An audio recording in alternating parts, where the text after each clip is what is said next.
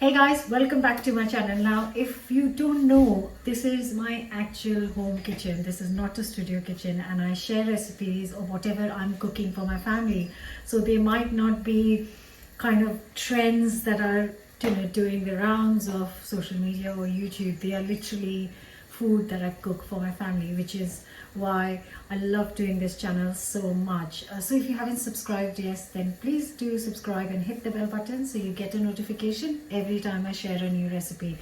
But today's recipe has to be a quick one because kids are coming back from school any minute now, and they have got some clubs after that, so they need a meal before that. So I've just finished work and I thought I will make some lovely cheesy parathas. Not just any parathas, but like a carom seed turmeric paratha filled with paneer and cheddar. So delicious. So let's get cooking. Going to start with some chapati flour. So I have got here 500 grams of chapati flour. It's a very simple recipe. If you want to just take half the quantities, I'm adding 1 teaspoon of salt, half a teaspoon of carom seeds, half a teaspoon of chili powder, half a teaspoon of turmeric powder, and just give it a good mix. And then we can start adding the water. And like always, I've taken 400 ml of water here.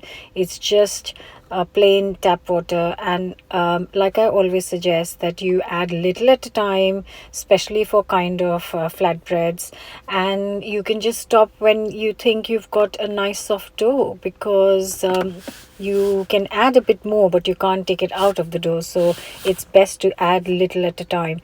And once you have got a nice soft dough, just knead it for a few seconds. You don't have to knead it for a very long time, just maybe a total of 30-40 seconds is enough until it's smooth. And then the key is to cover and let it rest, because it's really important if you are able to leave it to rest, whether it's 5 minutes, 10 minutes, or preferably half an hour. Meanwhile, I'm going to prepare the filling. So I have got here 1 onion. You can use red or white, or shallots if that's what you have, and also got a couple of garlic cloves. Now, a nice way to chop it is if you just cut the head off and bash it on the garlic, the skin just literally falls off. So that's quite an easy way of peeling the garlic. And I've got onions, garlic, a handful of fresh coriander leaves, and a really spicy small green chili, and I have just chopped it all up finely.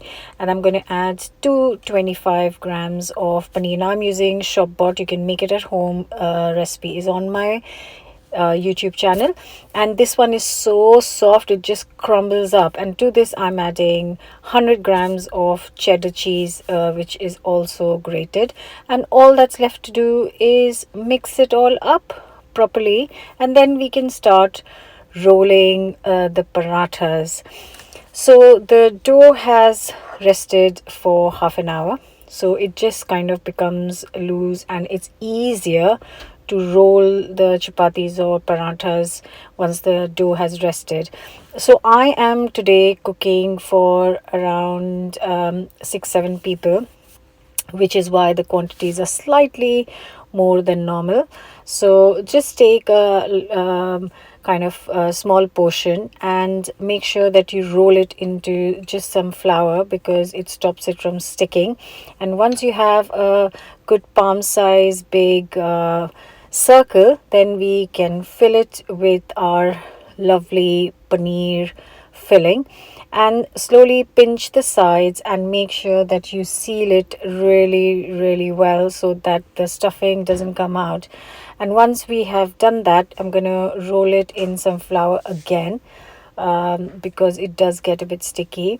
And then just make sure that you press it properly so it's kind of compact inside. And after that, I'm just going to roll it into big circle. And meanwhile, I have got a nice pan heating up on the hob while I'm rolling this. So once I've rolled this, I will place it directly on the hob and just let it cook for a minute or two, and then turn it over, and then let the other side cook as well before we add any oil. So you can make this in ghee, which will be amazingly delicious. I'm preparing all of them one by one, rolling it all up. Or you can add some oil of your choice, cook it with some oil. I am using oil today. I really need to stock up on that ghee, homemade ghee, so I must do it this weekend. Right, so I am just cooking it in some oil. Again, a minute or two on each side.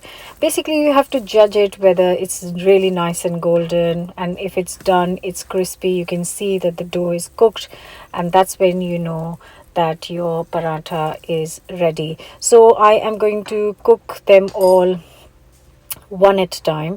If you want to speed things up, you can put and use two pans. And yeah, it's best if you have guests here or you're cooking for a family, and if they are waiting, then this is really amazing, nice and piping hot. And otherwise, there are different ways to serve it as well. So I am just cooking that and just using the spoon to make sure that I can press on the paratha and make sure that all the surface, the whole surface, is cooked thoroughly. And here they are, lovely looking parathas, absolutely so stunning.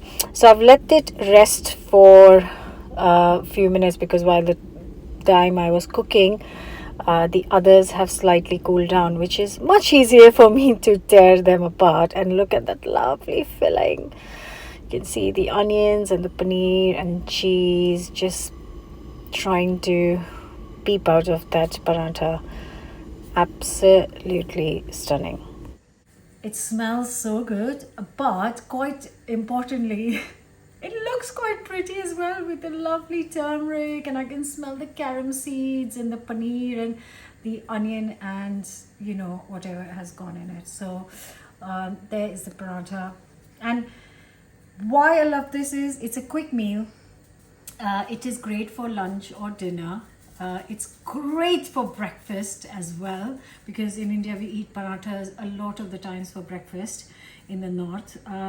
And it is really good for picnics, for packed lunches. They are fine at hot, they are fine at room temperature, so you can make it and then eat it 5 hours later at a picnic or train journey or whatever. It's good. It's a great meal for any time.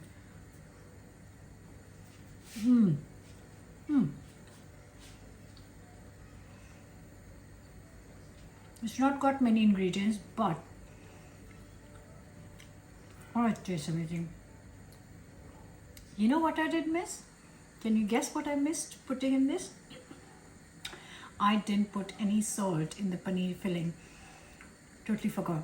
But there's salt in the flour, so it's all right. And there's cheese which has got salt in it. But I would say add a bit of salt, like a half a teaspoon, into the paneer mixture and enjoy it with yogurt on its own, some pickle. But whatever you do, don't forget to try. Leave me a comment and I'll see you back very soon with a brand new recipe. Bye for now. Simple and fantastic.